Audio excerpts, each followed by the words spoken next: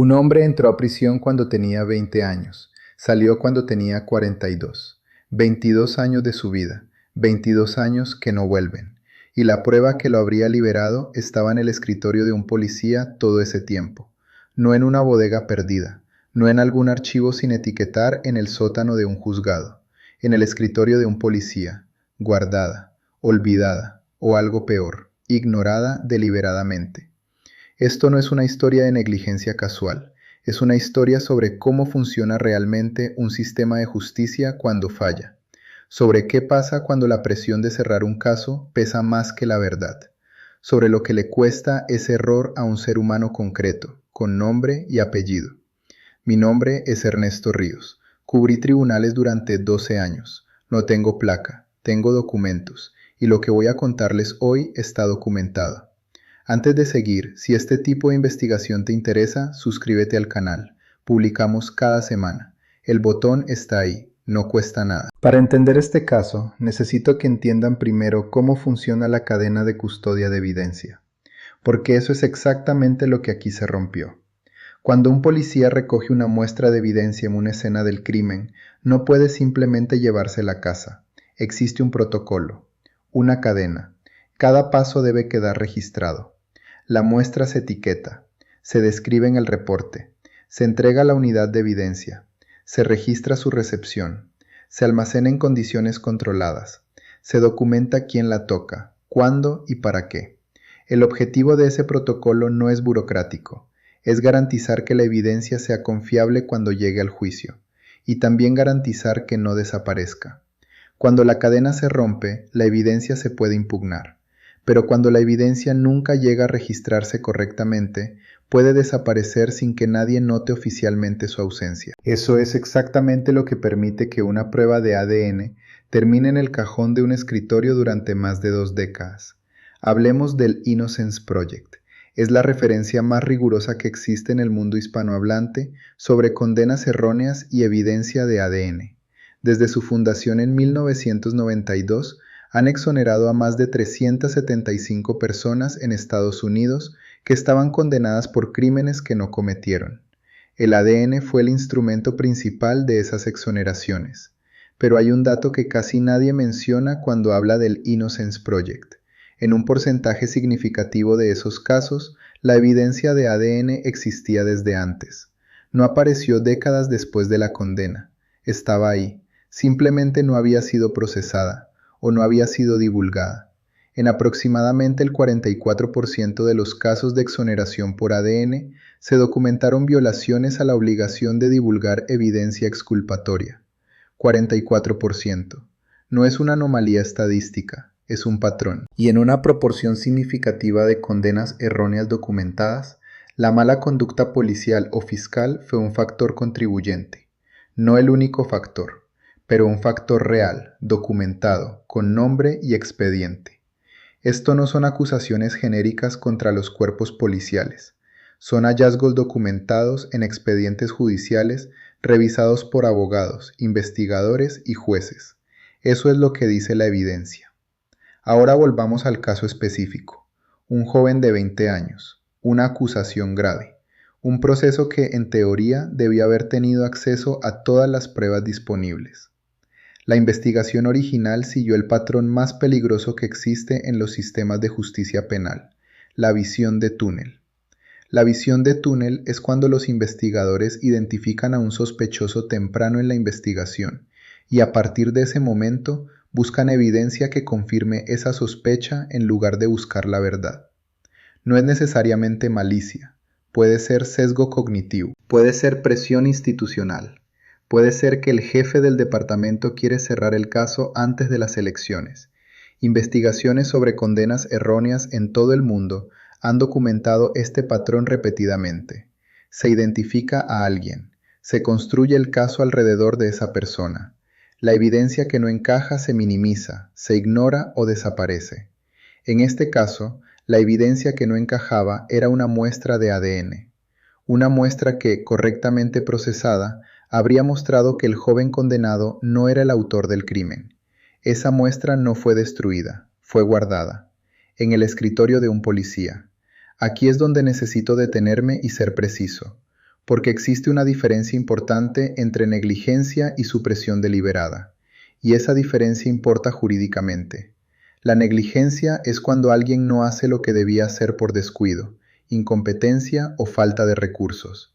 La evidencia se pierde porque el sistema está mal organizado. El archivo desaparece porque nadie llevaba un registro adecuado. La supresión deliberada es otra cosa. Es cuando alguien sabe que la evidencia existe, sabe lo que significa y actúa para que no llegue al proceso. Puede ser escondiéndola, puede ser no reportándola, puede ser diciéndole a alguien que no fue procesada cuando sí lo fue. Para que una evidencia quede en el escritorio de un policía durante 22 años, tiene que haber pasado al menos una de estas dos cosas. O el sistema de registro de evidencia era tan deficiente que nadie notó que faltaba algo, o alguien sabía que estaba ahí y decidió que se quedara ahí.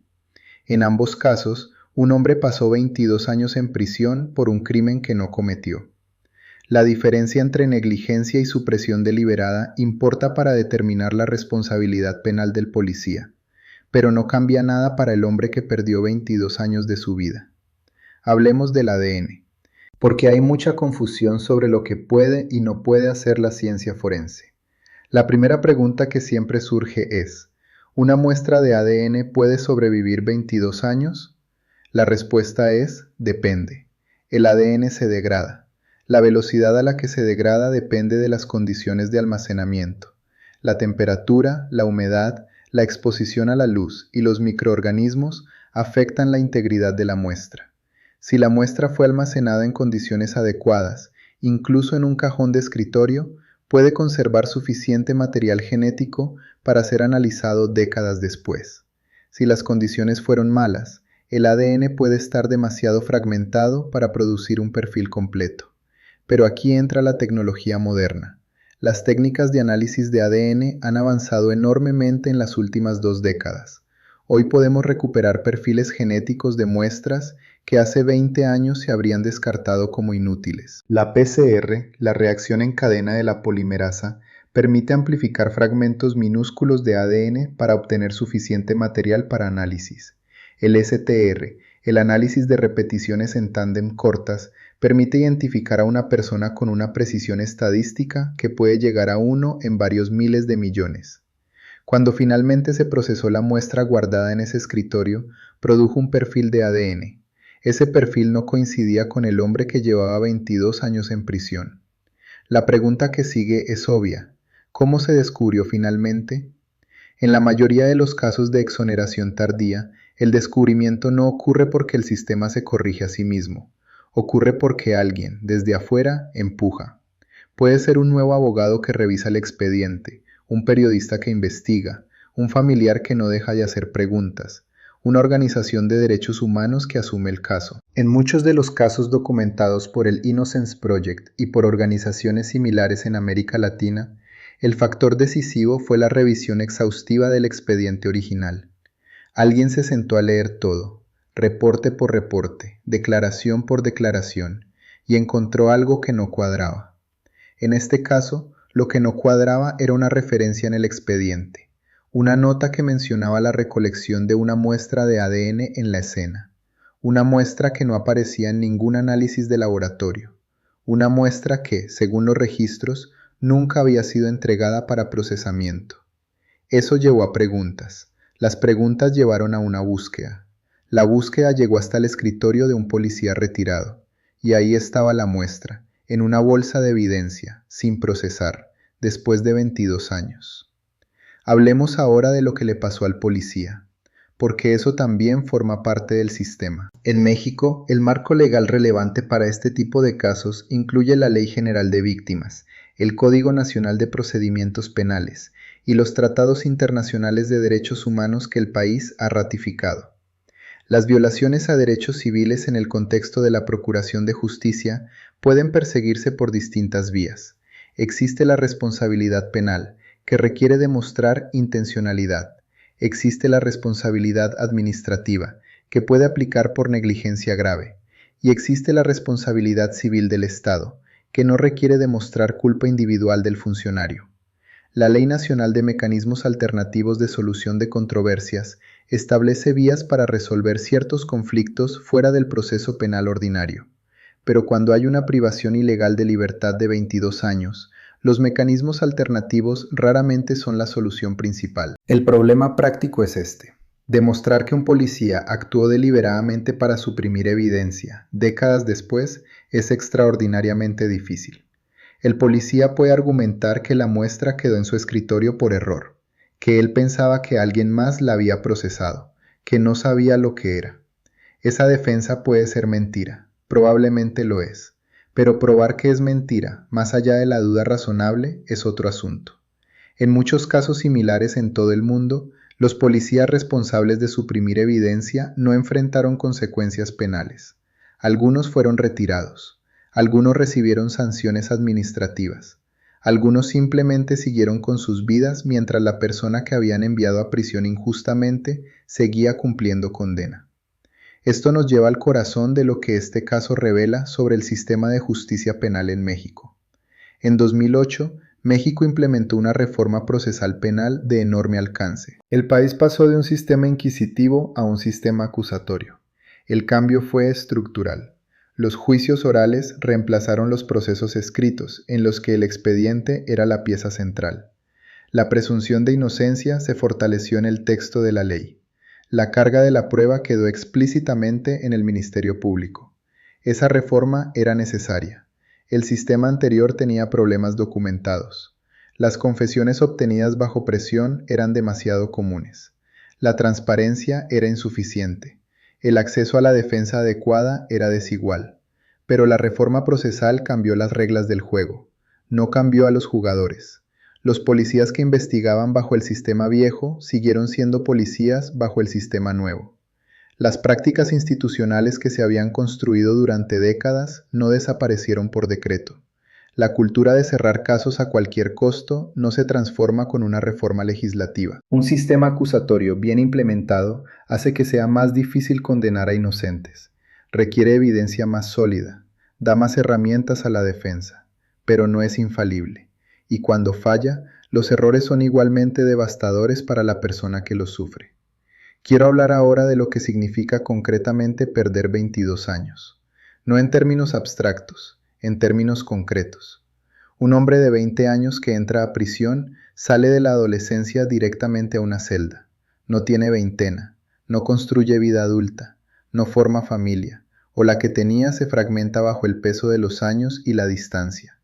No acumula experiencia laboral, no desarrolla las habilidades que el mundo exige. A los 42 años sale. El mundo que enfrenta es completamente distinto al que dejó. La tecnología cambió. El mercado laboral cambió. Las relaciones que tenía hace 22 años, en la mayoría de los casos, ya no existen como eran. Y además de todo eso, carga con el estigma, con la marca de haber estado preso, aunque ahora sea exonerado. Porque la exoneración aparece en los documentos, pero la presunción popular no funciona así. Para muchas personas, alguien que estuvo preso por algo. Las investigaciones sobre el impacto de las exoneraciones tardías documentan tasas elevadas de trastorno de estrés postraumático, depresión, dificultades para reintegrarse socialmente y económicamente. La exoneración no es el final de la historia, es el comienzo de otra historia igualmente difícil. El sistema que lo condenó injustamente rara vez le ofrece los recursos para reconstruir lo que destruyó. Volvamos al patrón, porque esto importa para entender cuántos casos como este pueden existir sin que jamás se descubran. Para que la evidencia que habría exonerado a este hombre fuera descubierta, tuvo que ocurrir una cadena específica de eventos. Alguien tuvo que revisar el expediente con suficiente atención. Alguien tuvo que notar la referencia a la muestra. Alguien tuvo que tener los recursos y la persistencia para buscarla. Alguien tuvo que encontrarla físicamente. ¿Cuántos casos no tienen ese encadenamiento de circunstancias? ¿Cuántas personas siguen presas porque nadie tuvo los recursos para revisar su expediente? Porque la muestra que las habría liberado se degradó antes de ser encontrada. Porque el policía que guardó la evidencia ya murió y con él cualquier posibilidad de rastrearla. El Innocence Project estima que entre el 2 y el 10% de las personas presas en Estados Unidos podrían ser inocentes. No hay cifras equivalentes con el mismo rigor metodológico para México. Pero no hay razón para suponer que el problema es menor. Lo que hay son expedientes, muchos expedientes, y no suficientes abogados, investigadores ni organizaciones para revisarlos todos. La reforma procesal de 2008 introdujo en México el concepto explícito de la obligación de divulgar evidencia. El Ministerio Público está obligado a poner a disposición de la defensa toda la evidencia que tenga, incluyendo la que favorece al acusado. En el sistema acusatorio, esto se llama descubrimiento probatorio. Es una garantía fundamental. Si el Ministerio Público tiene evidencia que apunta a la inocencia del acusado, no puede ocultarla. Está obligado legalmente a revelarla. Esa obligación existía, de distintas formas, también antes de la reforma, pero su implementación era inconsistente, y cuando no se cumplía, los mecanismos para hacerla cumplir eran débiles. El caso que estamos analizando probablemente ocurrió bajo el sistema anterior, pero el problema de fondo, que es la supresión de evidencia exculpatoria, no desaparece automáticamente con el cambio de sistema. El sistema acusatorio da más herramientas para detectar y denunciar cuando esto ocurre, pero requiere que la defensa tenga los recursos y el conocimiento para usarlas. Y en un país donde la defensa pública está sobrecargada y subfinanciada, eso no siempre es así. Hay algo más que necesito decirles, algo que los datos hacen muy claro. La supresión de evidencia no ocurre uniformemente. Afecta de manera desproporcionada a personas sin recursos económicos, sin conexiones, sin acceso a defensa de calidad. Un acusado con dinero para contratar a un buen abogado defensor tiene más posibilidades de que alguien revise exhaustivamente el expediente desde el principio. Tiene más posibilidades de que se identifiquen inconsistencias en la investigación. Tiene más posibilidades de que la evidencia exculpatoria sea buscada activamente. Un acusado sin recursos depende de la defensa pública. Los defensores públicos en México, como en la mayoría de los países latinoamericanos, manejan carteras de casos que hacen prácticamente imposible una revisión profunda de cada expediente. Esto no es una crítica a los defensores públicos como personas, es una crítica estructural al financiamiento y organización del sistema. Son profesionales que trabajan con lo que tienen, y lo que tienen en la mayoría de los casos no es suficiente. El resultado es que el sistema falla con mayor probabilidad a quienes menos tienen, y quienes menos tienen son los que menos pueden hacer para corregir ese fallo desde adentro. Un hombre pasó 22 años en prisión por un crimen que no cometió. La prueba que lo habría liberado estaba en el escritorio de un policía. No es una metáfora, no es una exageración periodística, es lo que pasó. El sistema de justicia tiene una función central en cualquier sociedad: separar a quienes cometieron crímenes de quienes no los cometieron, y hacerlo de manera confiable. Cuando falla en esa función, el daño es doble. El culpable real queda libre, el inocente paga, y el costo no es abstracto, no es estadístico, es una persona concreta que perdió 22 años, que no vivió su vida adulta, que salió a un mundo que siguió sin él mientras él no podía seguir con el mundo. La evidencia que habría impedido todo eso estuvo ahí todo ese tiempo, guardada, en un escritorio. Eso no puede quedar como una historia que se cuenta y se olvida. Tiene que quedar como una pregunta que el sistema tenga que responder. ¿Cuántos escritorios más? ¿Cuántas muestras más? ¿Cuántas personas más? Los documentos no responden solos. Alguien tiene que leerlos. Alguien tiene que hacer las preguntas. Eso es lo que hacemos aquí. Quiero cerrar con algo concreto, algo que se puede hacer. Las organizaciones que trabajan en revisión de condenas erróneas, en México y en América Latina, operan con recursos limitados. El Proyecto de Inocencia México, la Clínica de Interés Público de distintas universidades, las organizaciones de derechos humanos que asumen casos de privación ilegal de libertad. Todas ellas trabajan con expedientes reales, con personas reales, con casos que llevan años o décadas sin resolverse. Esas organizaciones necesitan dos cosas principalmente: financiamiento y visibilidad. El financiamiento les permite contratar abogados y peritos. La visibilidad les permite llegar a casos que de otro modo quedarían invisibles. Cuando un caso como el de este hombre se hace público, cuando la historia de 22 años en prisión por un crimen que no cometió llega a suficientes personas, ocurre algo importante. Los sistemas que prefieren operar en silencio se ven obligados a responder. Los funcionarios que habrían ignorado una queja formal tienen que manejar la presión de la opinión pública. No siempre funciona, no es suficiente por sí solo, pero es una palanca, y sin esa palanca, muchos casos ni siquiera llegan a la etapa en que alguien revisa el expediente. Por eso importa lo que hacemos aquí, no como sustituto de la reforma estructural que el sistema necesita, como parte del proceso que la hace posible. Un dato final que quiero que se lleven. La estadística más citada del Innocence Project dice que el tiempo promedio que una persona exonerada por ADN pasó en prisión antes de su liberación es de más de 14 años. 14 años, en promedio. El hombre de este caso pasó 22. Estuvo 8 años por encima del promedio. 8 años adicionales de una vida que no vivió, porque la muestra de ADN que lo habría liberado estaba en el cajón de un escritorio. Ese escritorio no era un lugar aleatorio, era parte de un sistema en el que alguien tomó decisiones, en el que alguien registró lo que quiso registrar y guardó lo que quiso guardar, en el que nadie, durante 22 años, hizo la pregunta correcta o siguió la respuesta hasta el fondo. Los sistemas no fallan solos, los sistemas fallan porque las personas que los operan toman decisiones. Decisiones pequeñas, en muchos casos.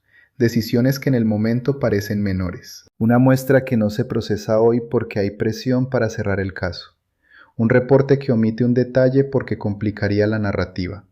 Una pregunta que no se hace porque la respuesta podría incomodar. Esas decisiones se acumulan. Y al final de la acumulación hay un hombre de 42 años saliendo de una prisión en la que entró a los 20. Tratando de reconstruir una vida que el sistema le destruyó. Eso es lo que dice la evidencia, no yo, la evidencia. Si quieres seguir viendo investigaciones como esta, suscríbete al canal. Cada semana hay un caso nuevo. Cada semana hay documentos que leer y preguntas que hacer. Te espero en el siguiente video.